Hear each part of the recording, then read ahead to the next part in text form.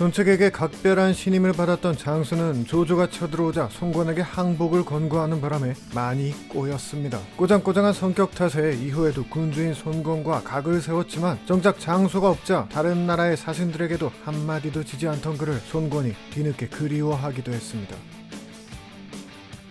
수천이 안 되는 병사로도 만명처럼 보이게 했다는 반장은 손권이 직접 발굴한 장수입니다. 군인으로선 뛰어났지만 거칠고 탐욕스러운 성격 탓에 툭하면 법을 어겼는데 손권은 반장을 아꼈기에 죄를 묻지 않았다고 합니다.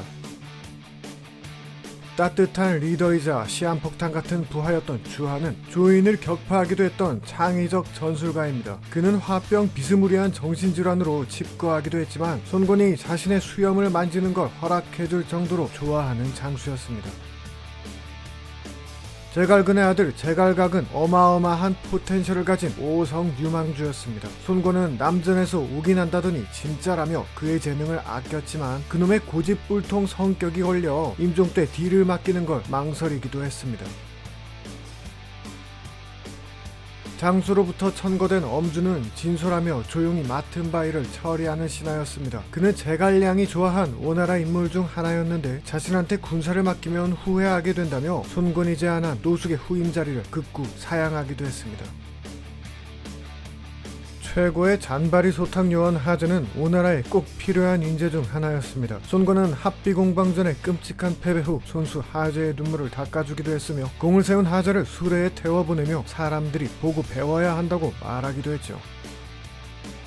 송견 때부터 송가를 섬긴 한당은 이릉대전까지 참전한 오랜 공신입니다. 한당의 임무 수행 모습을 손권이 훌륭하게 여겼다는 점, 개차반인 아들을 손권이 아비를 봐서 꾹 참아준 점 등이 같이 엮이는 정보와 황계를 대표해 이 순위에 한당을 올린 이유입니다. 젊었을 적 전종은 쌀 5천석을 굶주리는 사람들에게 기부한 일로 크게 명성을 얻었습니다. 군사적인 능력보단 조언가로서 뛰어났던 그는 이궁의 변 때 부인 손노방과 함께 손패를 지지 육손에게 그러다 너네 가면 날아간다는 경고를 받기도 했습니다. 손권이 관우를 공격했을 때 자택에서 울고 있다가 등용된 전 유비군 소속 반주는 태상에까지 오르며 다방면에서 활약했습니다. 위정이란 인물이 반준이 총나라와 내통하고 있다고 고발하자 손권이 헛소리하지 말라며 도리어 위정을 파직한 일도 있었죠. 손권은 주태의 풍채를 마음에 들어해 자신의 측근으로 뒀는데 방심하다 산월의 습격을 받았을 때 온몸을 던진 그의 슈퍼 세이브 덕에 구사일생하게 됩니다. 이 일로 주태는 손권에게 많은 재물을 하사받았으며 맘대로 궁궐에 왔다 갔다 해도 되는 특혜를 받았습니다. 가난한 신분이었던 감택은 책을 대필하면서 생계를 잇다가 유학자가 된 인물입니다. 감택은 겸손하고 신분을 따지지 않는 사람이었으며 그가 죽었을 때 손권은 며칠이나 식음을 전폐했다고 합니다. 소설에서는 주유의 스파이로 등장해 의문의 맹활약을 하기도 했죠. 조조에게 장류가 있다면 나도 감흥패가 있다. 손권에게 이런 평까지 들은 감령은 오나라를 대표하는 장수 중 한 명입니다. 그는 적장을 저격해 사살할 정도로 미친 명사수였으며 철부지 시절엔 배의 돛을 비단으로 매는 허세로 유명세를 떨치기도 했습니다. 여대는 손권을 위해 교주를 점령하였고 80이 넘어서까지 직접 공무를 본 철인이었습니다. 그런데 처자식들이 거의 굶다시피 할 정도로 청렴해 손권이 직접 여대의 가족들을 돌봐줘야 했죠.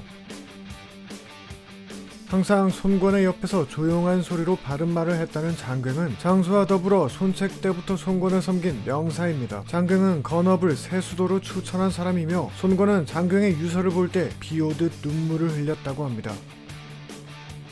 철없는 공자 시절의 손권은 자신을 봐주는 법이 없는 여범과 사이가 좋지 않았지만 똥오줌을 가릴 줄 알게 된 후엔 그를 좋아하게 되었습니다. 여범은 비록 사치스러웠지만 반장 같은 인간과는 달리 법칙을 준수했으며 손책과 둔 바둑기보는 역사상 가장 오래된 바둑기보로 남아있습니다.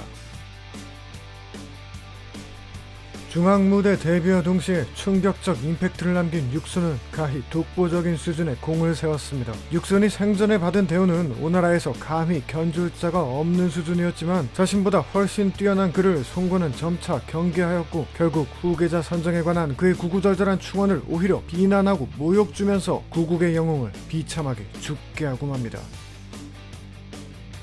손권이 황제에 오르자 대장군에 임명된 제갈근은 부드러운 설득가이자 손권이 가장 아낀 막류였습니다. 제갈근이 제갈량과 내통한다고 누군가 헐뜯었을 때 손권은 제갈근이 날 배신하지 않는 것은 내가 제갈근을 배신하지 않는 것과 같다며 대범하게 무시하기도 했습니다.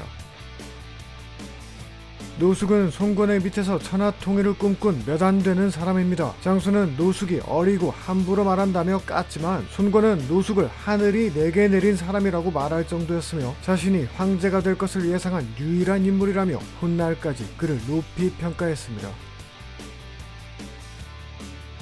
주치는 손책이 죽었을 때 장소 등과 손권을 추대한 원로 중 한 명입니다. 손권은 오왕이 된 후에도 주치가 오면 직접 마중을 나갔으며 그가 국가대사를 위해 걱정하며 부지런한 것에 대해 늘 찬탄하며 존경했습니다.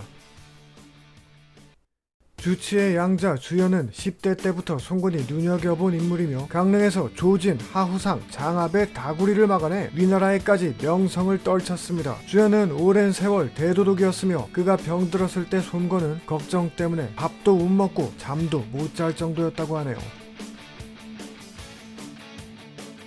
전쟁터에서 맨 앞에서 싸우면서도 군중의 선비를 가까이 두고 이를 중시했다는 능통은 실로 손권이 가장 아낀 장수입니다. 능통은 겨우 29의 나이에 요절했는데 손권은 크게 슬퍼하며 그의 두 아들을 궁 안에서 양육해줄 정도였습니다. 손권의 장남 손등은 오나라의 태자로 많은 이들이 아끼고 따른 인기인이었습니다. 평소 총명하고 효심도 깊어 훗날 손등 얘기가 나올 때마다 손권은 눈물을 흘렸다고 합니다.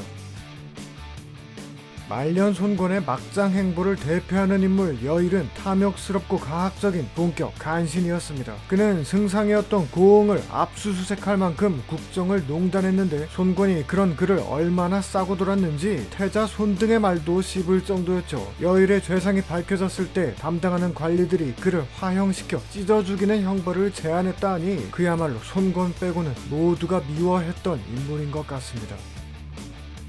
여몽에 대한 손권의 평가는 말이 필요 없습니다. 손권은 노숙을 높이 평가하면서도 유비한테 땅을 빌려준 걸 아쉬운 점으로 꼽았는데 여몽이 관우를 죽이고 형주를 얻어주었으니 노숙보다 낫다고 할 정도였죠. 여몽은 42세에 죽었는데 그가 병들었을 때 손권은 거의 자기도 같이 아픈 수준으로 힘들어했으며 쾌유를 빌기 위해 하늘에 제사를 지내기까지 했습니다.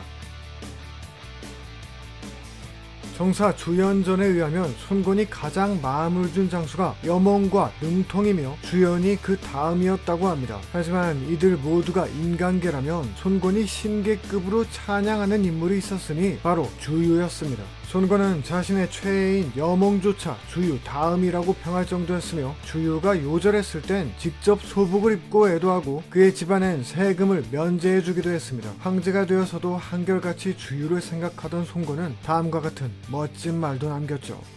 이전에 조조를 달아나게 하고 형주를 개척한 것이 모두 주공근이 한 일이니 영원히 그를 잊지 않을 것이다.